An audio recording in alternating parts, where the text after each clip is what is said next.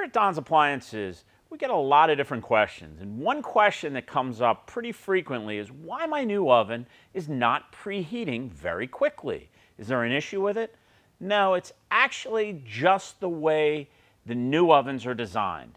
Most new ovens have hidden bake elements. So if you notice, this oven has a bake element that's not exposed. It's sitting underneath the base of the oven. So the oven element has to preheat, then it has to preheat the base of the oven, and then it'll preheat the inside of the oven.